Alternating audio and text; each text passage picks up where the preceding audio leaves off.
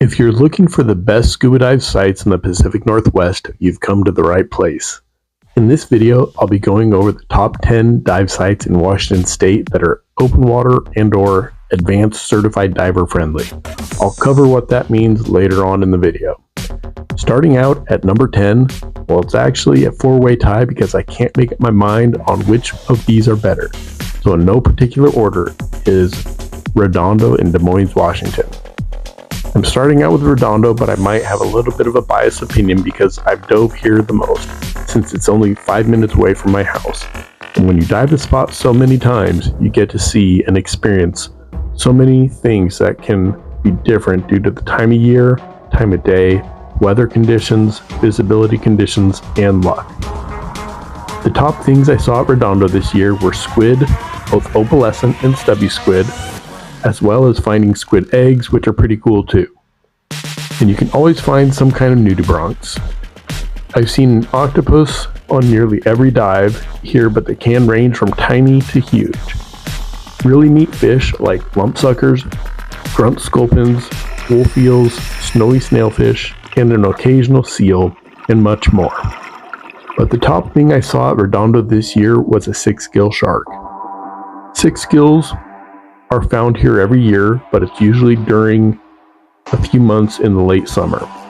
Redondo is shore accessible and has a deep line for advanced open water divers, or a shallow line which is suitable for advanced or open water divers. There's another area sometimes known as Lumpy Land, where photographers gather regularly to take photos of the local star, the spiny lumpsucker. The site is usually not current sensitive, but can be if you're going out during a big exchange. High winds can make this site not diveable, and rain within a day or so can cause poor visibility, so some things to be considered. If you're new to scuba diving certifications, or maybe you've forgotten what they mean, an advanced open water diver is certified to a maximum depth of 100 feet, and an open water diver is certified to a maximum depth of 60 feet. Tied for the number 7 through 10 spot is Mukilteo, home of the Geodome. I only dove here a couple times this year, but when I did, I wasn't disappointed. My favorite experience was seeing 2 octopus at once, which is one of my favorite octopus encounters. Another favorite creature for me to see are wolf eels, which technically aren't eels, but they really look cool. I think they get a little cooler looking as they get older. Kinda like myself. This site can be current sensitive, and there's a ferry landing nearby, so make sure you check weather and current conditions.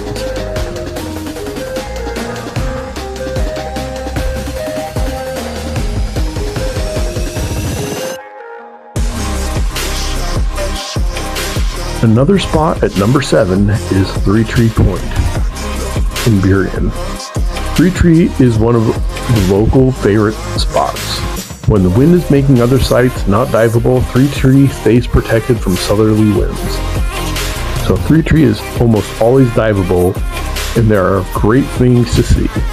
I've seen more chimera, ratfish, at Three Tree than other sites. There are stubby and opalescent squids at some times of the year. Octopus can be frequently found and range from tiny reds to huge GPOs, which can usually be found at one of the boat wrecks. There's a larger boat to the east and a smaller boat known as the golf ball boat to the west. Both are great dives, and if you're really good on your air consumption, you might be able to see both on one dive, or if you have help from a scooter. You can also see things like spiny lumpsuckers in some of the shallower areas too.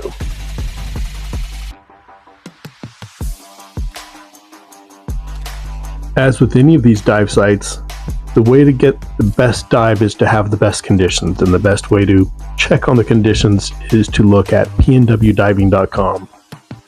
There you'll find information from other divers like visibility reports, critter reports, and other information like tides and current conditions and what's best for each site as well.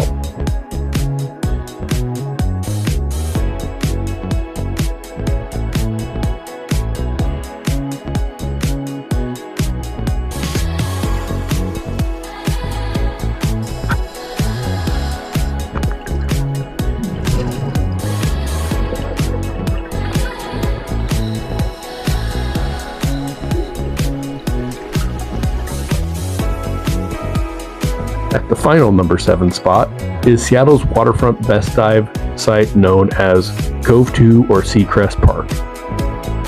With Seattle's skyline in the background and Alki Beach around the corner, Cove 2 is a hot spot. Wintertime night diving, you'll likely have a couple of seals using your lights to help them spot their dinner. There's a combination of Seattle history as well as marine life, including octopus, shrimp, nudibranch, crab, and much more. An old wreck called the Honey Bear is an attraction where the seals usually like to make their appearance. If you're liking this video, please give it a thumbs up.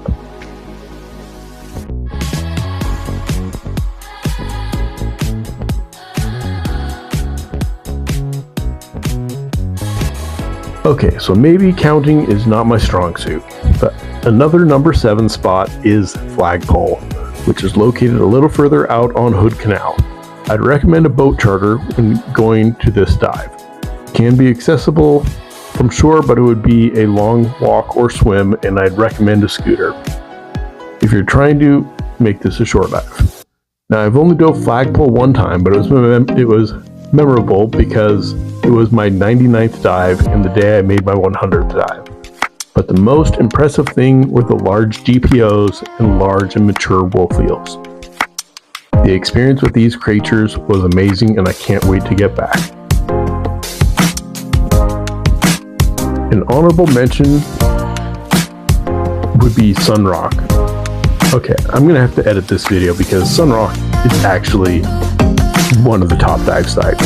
And even though I didn't dive there in 2022, I dove there at the end of 2021 and the beginning of 2023, so I do have some footage of Sunrock.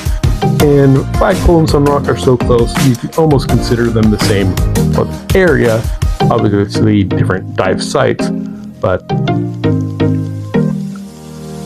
Sunrock has amazing wolf eels, fish, octopus, a big wreck, a big wall, tons of life, and just an all-around great dive site.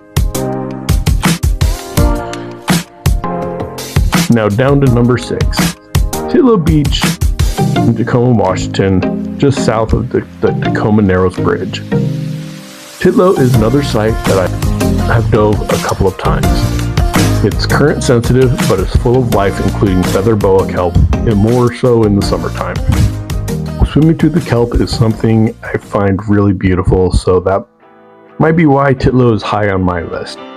There are pylons which stand out in a cluster and hold a bunch of life. Titlow Beach used to be home of an independent ferry fleet known as the Mosquito Fleet before Washington State implemented their ferry system, so there's a bunch of history among the life here too. There's a bunch of kelp grass, which gives marine life places so you can play hide and seek with them.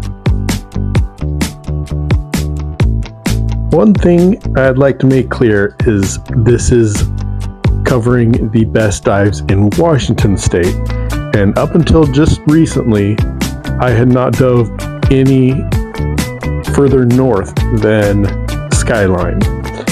But I just got an opportunity to dive in Canada for the first time off of British Columbia and at Campbell River, which was amazing. I haven't been able to really go through that video yet. I've been working on this video, so subscribe and stay tuned for some awesome content coming out of Campbell River.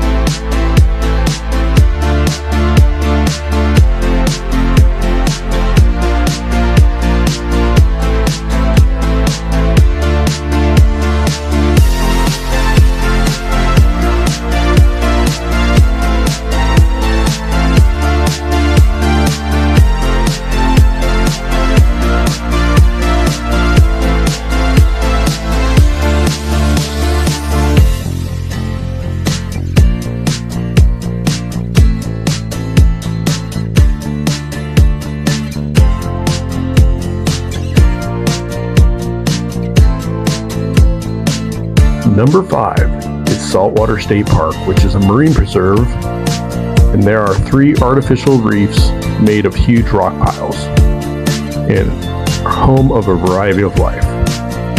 The fish are big: rockfish, lingcod, cabezon, to name a few.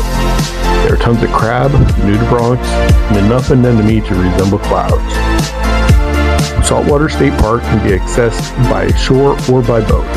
There are mooring buoys for boats to tie up to, and put divers very near the reefs, which would eliminate the long surface swim and or long walk depending on the tide.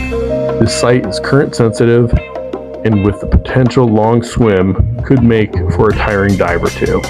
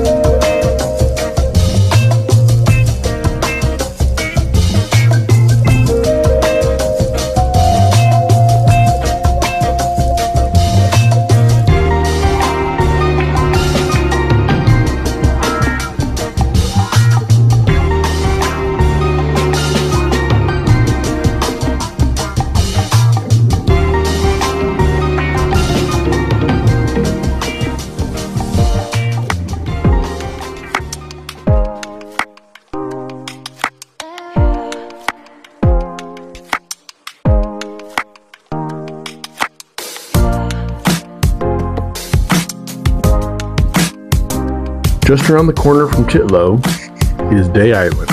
Each time I've dove Day Island, it's been considered a drift dive. It's best to go with someone who is knowledgeable with the local currents, otherwise you might be walking back for miles. On this dive, you're likely to see beautiful wolf eels. This is the only site where I had a wolf eel approach me out in the open as if it were trained to pose for a photo in exchange for a handout, meal, or petting. I haven't condoned touching the wildlife, but sometimes they do approach you. Now, there are other dive sites in Washington State that could be considered the better dives, like maybe Deception Pass, but those are maybe considered beyond advanced open water certification levels. If there are other dive sites that you think should have made this list, please let me know in the comments. Let me know if you think that if I'm way off on any of the ordering here as well. So number 3, Skyline, which is the furthest north I've dove yet as of the recording of this video. Near Anacortes, Washington, Skyline is near the San Juan Island. Compared to the inner Puget Sound, there seems to be less silt in the area and more life. There are a lot of sea urchins which feed on kelp, but there is still kelp, and if you can't tell yet, kelp is one of my favorite views.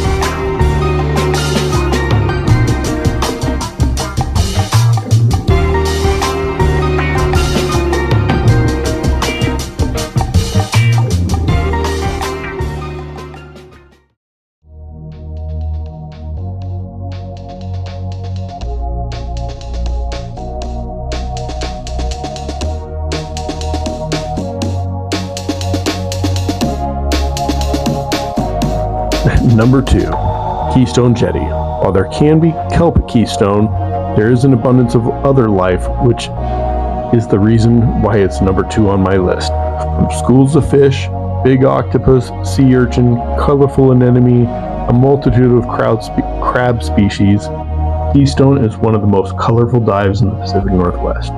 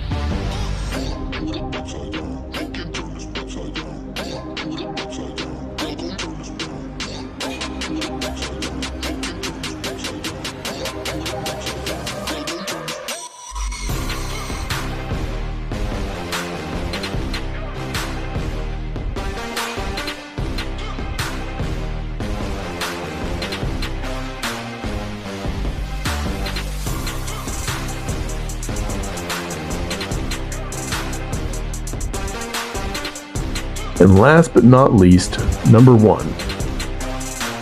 But first, if you haven't yet, hit the subscribe button so you don't miss out on future updates and on new or possibly better sites in the Pacific Northwest and other adventurous activities in the area or from other travels. And also, one honorary mention is Lake Crescent near Port Angeles, Washington. It's a freshwater lake with the clearest water I've seen in the Pacific Northwest. Okay, now for number 1, Salt Creek. If you've seen my videos on Salt Creek, you'll already know how I feel about the experience this site offers. The campsite, the overall beauty of the area alone make this a top destination. And for scuba divers, the underwater world is exploding with life and color. From towering bolt kelp to the rocks covered with colorful anemones and urchin, Salt Creek has the most vivid colors and presence of life. This site is weather sensitive because of wind, waves, surge, as well as water runoff from a nearby creek, which can cause visibility issues. But if you're lucky enough to plan a dive here with good conditions, you're in for a treat.